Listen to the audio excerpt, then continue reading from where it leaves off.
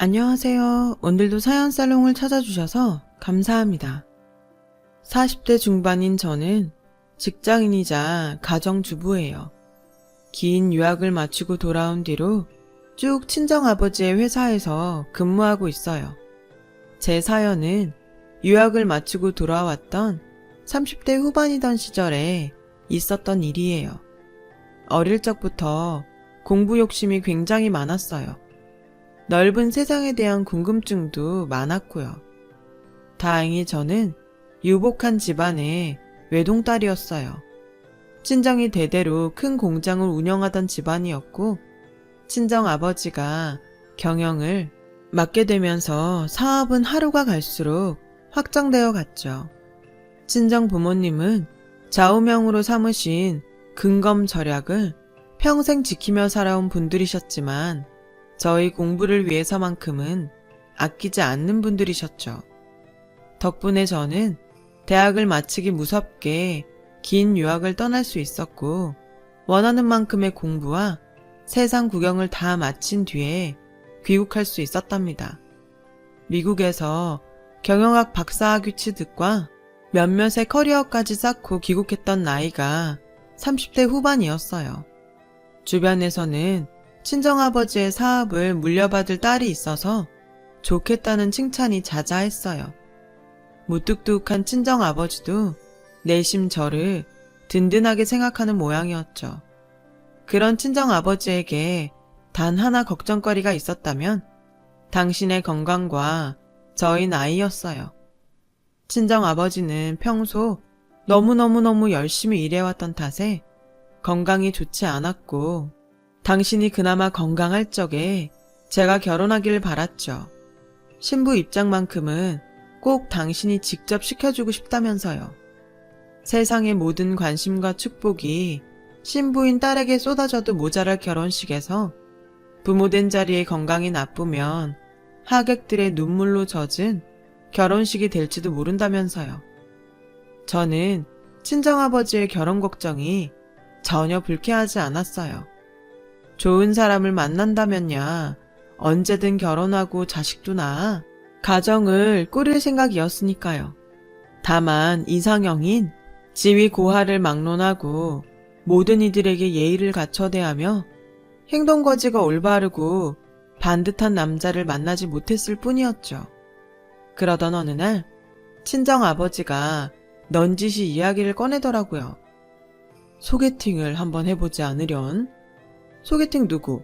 또 아빠 아는 어디 사장님네 아들이랑? 고마운데 마음만 받을게요.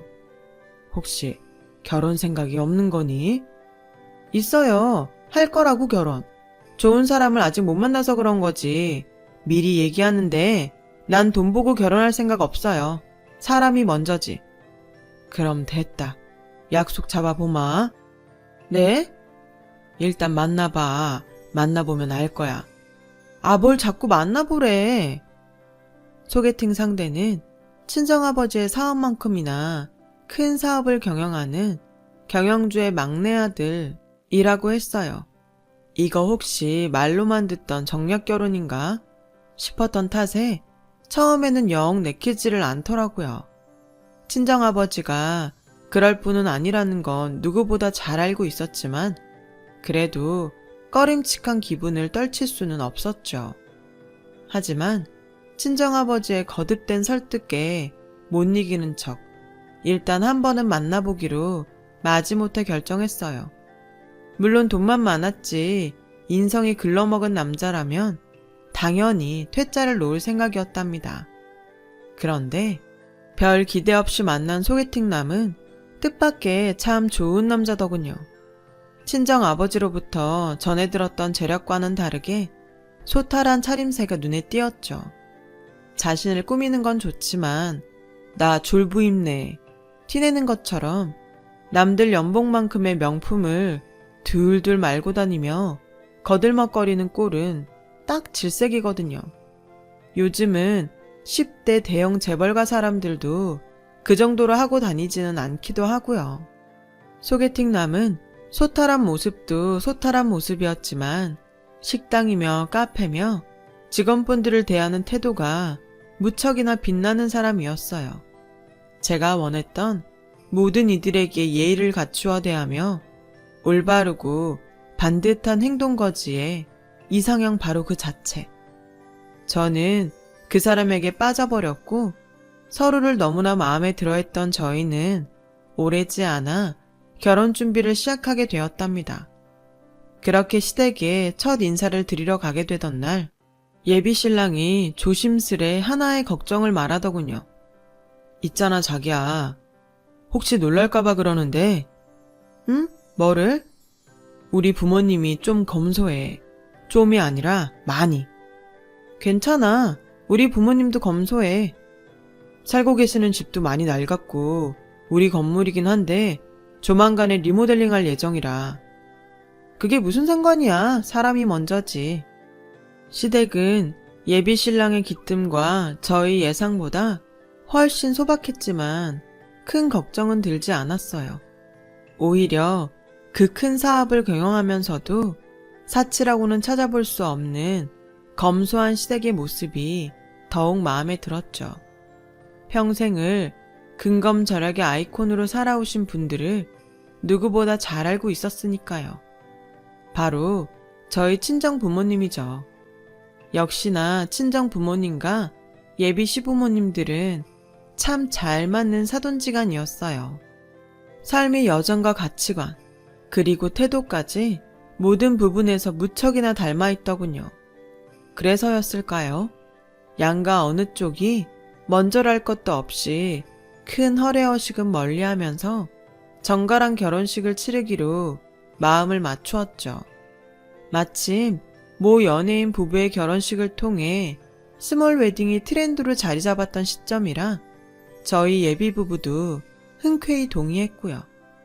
단 하나, 친정아버지가 큰 돈을 써야겠다고 무척이나 강력했던 부분이 있었어요. 저희 예비 부부의 신혼집을 친정아버지가 직접 마련해 주어야겠다는 고집이었죠. 친정아버지가 신혼집으로 점 찍어둔 곳은 강남의 신축 주상복합 아파트였어요. 거래가가 35억 정도 되는 아파트였어요. 저 또한 부모님을 닮아 근검절약이 몸에 배어 있었기에 35억짜리 아파트는 썩 내키지 않았어요.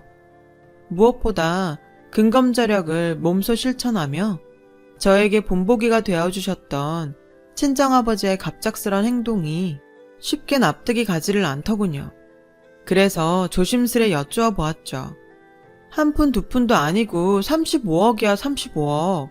남들은 평생을 벌어도 모을 수 없는 큰 돈이라고요. 돈은 신경 쓰지 마. 아빠 그 정도 능력은 있어. 아빠 능력 없단 얘기가 아니잖아 지금. 아빠랑 어울리지 않는 행동이니까. 평생 근검절약을 지켜오시던 아빠답지 않은 생각이니까. 그래서 걱정하고 있는 거잖아요. 혹시 어디 건강에라도 문제 생겼나 싶어서. 친정아버지는 잠시 뜸을 들이셨고 이내 내어놓는 속 이야기에 저는 친정아버지의 뜻을 받아들일 수밖에 없었어요. 너한테 너무 미안해서 이러지. 근검절약 유난 떠는 부모를 만나서 제대로 누리지도 못하면 산 너한테 미안해서. 자꾸 왜 이러실까? 내가 누리지 못한 게 뭐가 있다고요. 대학교는 내 돈으로 다녔나? 유학은 나라에서 보내줬대? 그거 다 엄마 아빠 돈이고 두 분 덕분에 누린 거잖아요. 난 그걸로 충분해. 그래도 부모 마음이라는 게 그렇지가 않아. 아빠가 시집가는 딸에게 해주는 선물이야. 눈 딱 감고 받아. 결국 저희 예비부부의 신혼집은 친정아버지가 마련하게 되었죠. 처음 점 찍어두었던 강남 신축 주상복합아파트 35억짜리 그대로요. 친정아버지는 그 신혼집을 저와 예비신랑 공동명의로 잡아주었어요. 예비시부모는 집은 원래 남자 쪽에서 해가는 거라면서 만류하기는 했지만 굳이 친정아버지의 뜻을 꺾으려 들지는 않았죠. 피차 서로 큰 사업을 경영하는 입장에서 사업과 뚝심을 섣불리 꺾으려 들었다가는 피곤해질 수가 있다는 사실을 잘 알고 있는 까닭이다. 저는 그렇게 생각했어요. 그때는 그랬어요. 결혼식을 코앞에 두던 날 친정아버지가 갑자기 쓰러지면서 예비 시댁에 이상 징조가 포착되었죠.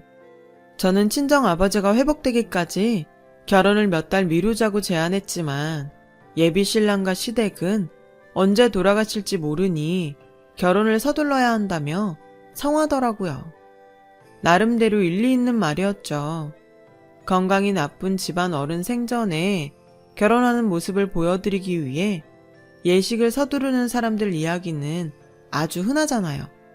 문제는 친정아버지가 큰 문제가 아닌 단순 과로로 인한 실신이었다는 것이었어요. 그래서 저는 예비 신랑을 설득했어요. 친정아버지가 건강을 회복한 뒤에 양가 어른들 모두가 함께하는 결혼이 좋지 않겠냐고요. 저희 강한 주장에 결국 결혼식은 연기되었어요. 좋은 날도 다시 받고 식장도 다시 잡고 하느라 6개월 남짓 정도요. 결혼이 미루어지면서 예비 시댁에 이상 징조는 일단락 되었나 싶었어요. 하지만 친정아버지가 신혼집에 잔금을 치르던 날 또 하나의 이상 징조가 터져 나왔죠. 아니 글쎄 식도 올리지 않은 신혼집에 주인인 부부도 아직 입주하지도 않은 신혼집에 심지어 그거 우리 친정아빠의 돈으로 마련한 신혼집인데도 예비 시댁 식구들이 들어앉아 살림을 차려버린 것입니다. 저와 예비 신랑의 신혼집이었지 시댁 식구들을 모시고 산다는 이야기는 없었기에 저는 예비 신랑에게 자초지종을 물었어요. 이게 어떻게 된 일이야? 시댁 놔두고 신혼집에 왜 굳이? 그러자 예비 신랑은 얼굴색 하나 바뀌지 않은 채로 아주 태연하게 대답했어요. 부모님이 살던 건물이 갑자기 리모델링 들어가게 돼서 당분간만 지낼게, 당분간만. 차라리 호텔 같은 데로 모시는 게 편하지 않겠어? 알잖아. 우리 엄마 아빠 짠돌인 거. 내 주머니에서 돈 나가는 거, 며느리 주머니에서 돈 나가는 거. 그거 둘 다 마음 불편해하실 분들이야. 아무리 그래도 세상 이러는 법은 없어. 부부가 자리 잡지도 않은 집에 살림부터 차려버리는 법은 없다고. 살림을 차리긴 누가 차려. 딱 한 달. 잠깐 머무는 거라니까. 진짜 딱 한 달. 리모델링 끝날 때까지만. 예비 신랑과 신랑이를 벌이던 저는 시댁 건물에 리모델링이 진행되는 딱 한 달 동안만 신혼집에 머물겠다는 약속을 거듭 받아내었어요. 예비 시댁 식구들에게도 누차 약속을 받았죠. 그렇게 시댁 건물의 리모델링이 끝난다는 한 달이 지났어요. 2달이 지났고 또 3달이 지났죠. 하지만 예비 시댁 식구들은 신혼집에서 떠날 기미가 보이지를 않더라고요. 아주 평생 눌러 앉아 살겠다는 기세더군요. 그 기간 동안 관리비와 공과금 등의 비용들은 모두 저의 계좌에서 빠져나갔죠. 그 무렵부터 저는 예비 시댁을 어떻게 해야 하나 하는 고민을 시작했어요. 친정아버지를 생각해서라도 섣부른 행동으로 섣부른 파혼을 빚을 수는 없었기에 저는 제 나름대로 해결 방법을 찾아야만 했어요. 해결 방법을 찾기 위해 나선 저는 리모델링 중이던 예비시댁 건물을 찾았습니다. 무슨 문제라도 있어 리모델링 완공이 지연되는 상황이라면 제가 나서서 그 문제를 해결해 주고 싶었거든요. 그런데 저는 뜻밖의 진실 앞에 기겁했어요. 리모델링 중이라던 시댁 명의의 건물. 제가 예비 시댁 식구들에게 처음 인사를 드렸던 집이 있는 그 건물이 시댁 명의가 아니랍니다. 건물주는 생판 처음 보는 다른 사람이었고 예비 시댁이 살던 집에는 새 세입자가 들어와 살고 있었어요. 심지어 예비 시댁은 월세를 내지 못한 탓에 보증금까지 모두 까먹고 쫓겨난 신세라더군요. 혼란스러웠어요. 그 큰 사업을 하는 예비 시댁이 월세가 없어서 쫓겨난 상황이라니. 아, 이 결혼 뭔가 크게 잘못되었구나 싶었죠. 그 복잡한 마음을 제일 친한 친구에게 남몰래 털어놓았어요. 그러자 친구가 의문스러운 이야기를 들려주었습니다. 있잖아, 놀라지 말고 들어. 오늘 알아낸 일로도 충분히 놀랐어. 더 놀랄 일이 뭐 있다고. 아, 뭔데, 응? 니네 시아버지 될 자리 말인데 좀 이상해. 우리 부모님 통해서 너네 예비시댁 사업 쪽이랑 인연이 아주 살짝 있거든? 근데 아무리 봐도 그 회사 대표랑 니네 시아버지 될 사람이 다른 사람인 것 같단 말이야. 뭐?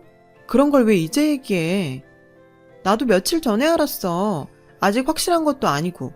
그쪽 회사 대표 명함이랑 청첩장 이름이랑 같은 이름은 맞는데 암튼 내가 기억하는 그쪽 회사 대표 얼굴이랑은 달랐어. 다른 때 같았으면 에이, 내가 잘못 기억하고 있는 거겠지 하면서 넘겼을지도 몰라요. 하지만 이미 저는 예비 시댁을 향한 의문을 품고 있던 상태잖아요. 친구의 말에 더 큰 의문에 빠졌고 곧장 확인에 나섰어요. 그랬더니 예비 시댁의 사업이라던 회사 대표의 이름은 최국현. 예비 시아버지의 이름 또한 최국현. 하지만 이름만 같을 뿐 전혀 다른 사람이었죠. 더 놀라운 것은 예비 시아버지의 이름인 최국현이 최근에 개명한 것이라는 사실이었어요. 최근이 언제냐면 바로 친정아버지가 그쪽 집안 사람들을 알게 된 직후에 저에게 소개팅을 제안했던 사이에 어느 날이었죠. 예비시댁은 사업가도 뭣도 아니었어요. 건실한 사업가인 척 감쪽같이 사칭하고 저와 친정 식구들의 사람을 보는 눈까지 맞추어가면서 의도적으로 접근한 사기꾼일 뿐이었어요. 예비시댁 식구들 모두가 동참한 결혼 사기. 목표는 당연히 친정의 돈이었겠죠. 저는 파혼을 마음먹은 한편으로 그 가족 사기단을 사기죄로 형사 고소하기로 결심했고 그 속내를 숨긴 채로 차곡차곡 증거들을 모아 나가기 시작했어요. 오래지 않아 모든 증거들을 확보한 저는 파혼 선언을 위해 가족 사기단이 무담 점거하고 있는 신혼집을 찾았죠. 마침 그간 대면대면해져 있던 저의 태도에 마음이 조급해져 있던 모양이더군요. 행여 이대로 멀어지다가 결혼이 깨지기라도 할까 걱정했던 모양이에요. 예비 시어머니라고 생각했던 여자가 흉악한 속내를 노골적으로 드러내더라고요. 예, 너희 요즘 무슨 일 있니? 어머님 눈에도 있어 보이시나 봐요. 눈치가 그렇더만 뭐 갑자기 대면대면해진 것이 싸웠구나. 저는 싸운 적 없다고 생각하는데 아드님께 물어보던가요. 그쪽 생각은 혹시 모르잖아요? 어머머머, 얘가 진짜 왜 이래? 너 혹시 다른 남자 생겼니? 그럴 여유도 없었어요. 워낙 경황 없는 일이 있어나서요. 이래서 결혼 준비 기간이 너무 길어지면 안 된다는 거야. 피곤하네요. 용건만 짧게 부탁합니다. 안 되겠다. 당장 혼인신고부터 하자. 그리고요? 혼인신고부터 하고 애부터 가져. 요즘 같은 저출산 시대에 혼자 임신은 흉이 아니라 축복이라잖니. 다들 그렇게 한 입을 덮고 아이도 낳아가면서 맞춰가며 사는 거야. 첫날 밤은 언제가 좋겠니? 분위기도 낼 겸 신혼집 비워주마. 그냥 파혼이나 하죠. 뭐? 파혼을 해야만 하는 일이 생겼고 그래서 파혼을 해야겠어요. 유감이지만 당신들은 선택권이 없어요. 그냥 받아들이시죠. 버텨봤자 받아들일 수밖에 없도록 만들어줄 테니까. 그러자 그 가족 사기단은 의외로 순순히 파혼을 받아들였어요. 아쉽지만 결혼이라는 것이 억지로 시킨다고 되는 일도 아니고 너의 뜻이 그러하다면야 알겠다. 아쉬워도 어쩌겠니? 이쯤에서 정리하도록 하자. 저는 분명 보았어요. 순순히 파혼을 받아들이는 가족 사기단이 저 몰래 아쉬운 입맛을 다지는 모습을요. 그럼에도 저는 그 가족 사기단이 점거하고 있던 신혼집에 그들을 계속 머물게 내버려 두었어요. 물론 다 생각이 있었죠. 그렇게 며칠이 흘렀고 그들은 며칠 사이에 무슨 작당들을 마쳤는지 이제는 아주 대놓고 돈 요구를 해오더군요. 저와 예비 남편의 공동명의였던 신혼집의 지분 중 저의 지분만큼인 절반을 내놓으라는 강요였죠. 파혼의 이유가 저에게 있으니 파혼으로 인해 사회적 체면에 손상이 간 만큼 피해 보상을 해놓으라나 뭐라나. 속으로 웃었어요. 사기꾼도 사회적 체면이라는 게 있나 싶어서요. 제가 그들의 요구를 가짜게 여기거나 말거나 그들을 혼내줄 계획을 준비하고 있거나 말거나 가족 사기단은 스스로 죄를 늘려버리더라고요. 싫다면 어떡하실래요? 받아내야지. 그니까 어떡해요. 며느리 될 뻔했던 사람 앞에서 할 말은 아니긴 하다만 사업 크게 하다 보면 이런저런 사람을 알게 되는 법이야. 그중에는 힘께나 쓰는 사람들도 널렸다. 조폭 같은 거 말씀하시는 건가요? 굳이 이름을 붙이자면야 조폭이 맞겠지. 아, 네. 정리하자면 이렇네요. 제가 가지고 있는 신혼집 지분의 절반을 내어놓지 않으면 조폭을 동원해서라도 받아가겠다. 맞죠? 가볍게 듣지 말어. 우린 진심이야. 순순히 내놓지 않는다면야 조폭보다 더한 사람들까지 동원해서 쥐도 새도 모르게 없애버리는 수가 있어. 너희 가족 모두. 저는 속으로 쾌재를 부르면서도 겉으로는 겁먹은 척 주랭랑을 쳐버렸어요. 협박죄 추가죠. 물론 신혼집 지분은 넘겨주지 않았고 제가 소송 퍼레이드를 준비하고 있다는 사실 또한 전혀 들키지 않은 채로요. 저는 그 길로 준비했던 해외여행을 떠나버렸어요. 마침 베트남에 막 새로 진출한 참이었던 친정아버지의 공장을 제가 맡아서 경영하기로 되어 있었거든요. 새 공장이 자리를 잡기까지 맡아줄 사람이 필요했고 해외 커리어가 있던 제가 적임자였죠. 제가 베트남 출장을 떠나 있던 기간만 장장 3년이에요. 그 긴 시간 동안 가족 사기단은 안심하고 신혼집에 머물며 하하호호 즐겁게 있었어요. 얼마나 좋았겠냐고요. 굳이 제가 지분을 넘기지 않아도 35억의 절반이면 17.5억을 이미 꿀꺽한 셈인데다가 하루하루 집값이 올라가는 상황이었으니까요. 하지만 역시나 제 예상대로 그 사람들의 욕심은 17.5억 그리고 올라가는 집값만큼의 플러스 알파에 머무를 만한 것이 아니더군요. 제가 베트남 출장을 떠나 있던 3년 동안 그 가족들은 종종 저에게 전화를 걸어 신혼집 지분의 절반을 요구하는 협박을 가해왔어요. 저는 그 모든 통화들을 꼬박꼬박 받아주었고요. 당연히 지분을 넘겨주겠다는 말은 입 밖으로 절대 내뱉지 않으면서도 괜히 네네 도돌이표나 찍어대면서 통화를 질질 끌었죠. 왜냐고요? 입만 열면 조폭 운운하는 그들의 한마디 한마디가 모두 협박죄의 증거였던 데다가 국제전화 요금, 그거 만만하지가 않거든요.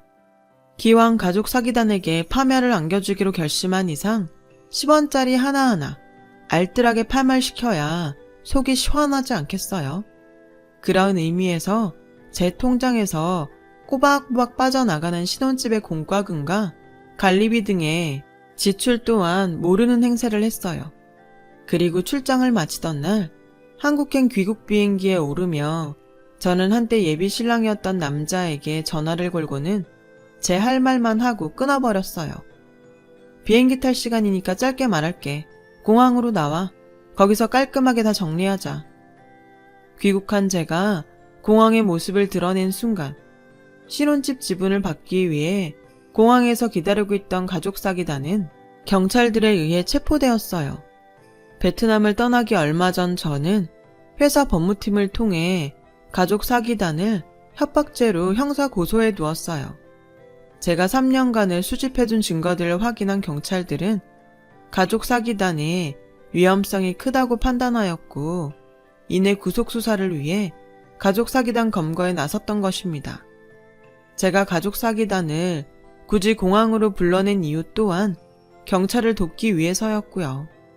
그날 밤 저는 구치소로 이동 전 유치장에 임시 수감되어 있는 그 사람들을 찾았고 예비 신랑이었던 남자를 접견했어요.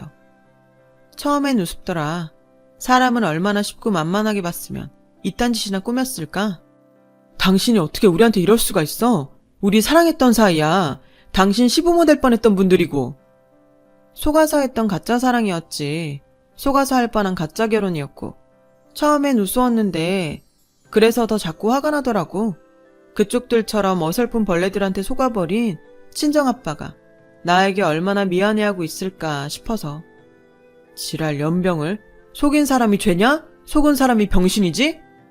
누가 지랄인지는 법원에서 차근차근 얘기하기로 하고 똑똑히 알아도 당신들 아주 끝장을 내버릴 거야. 평생 알거지. 죽을 때까지 빚더미의 이자에 쪽쪽 빨리는 신세. 강 좋다. 수갑이나 차고 있으니까 내가 만만해 보이지 아주. 우리가 왜? 뭘 잘못했다고? 한평생 정직하고 사람 믿으면서 살아오신 친정아버지를 바보로 만든 거. 우리 가족을 속여서 돈까지 뜯어내려고 했던 거. 그리고 기타 등등? 기타 등등? 궁금하지? 나머지 내 변호사랑 얘기하시고 사식이 먹고 싶으면 그것 또한 변호사한테 얘기하시고 혹시 모르잖아? 인심 크게 써서 옥수수 크림빵 하나 정도 넣어줄지? 식구들끼리 한 입씩 나눠 먹으면 되겠네. 오손도손. 제가 돌아서는 순간까지도 그 남자는 뻔뻔한 낯짝을 거두지 않았어요. 머리를 조아리고 싹싹 빌어도 모자랄 판에 누가 보면 저 남자는 죄도 없는데 억울하게 유치장에 들어왔구나 싶을 지경이었죠. 그래봤자 오래가지 못할 뻔뻔함이었지만요. 마침내 저의 고소 퍼레이드가 시작되었거든요. 그 사기단이 협박죄가 인정이 되어 벌금형 처분을 받기 무섭게 사기 결혼을 주선해서 신혼집 지분 중 절반이 부당 이득을 챙긴 것에 대한 사기 혐의로 형사 고소했죠. 그 사기 혐의 또한 모두 인정되었고 거기에 협박죄로 받았던 벌금형 전력까지 참작되어 교도소 실형을 선고받았어요. 큰 사업가를 사칭한 것에 대한 형사고소는 보너스였어요.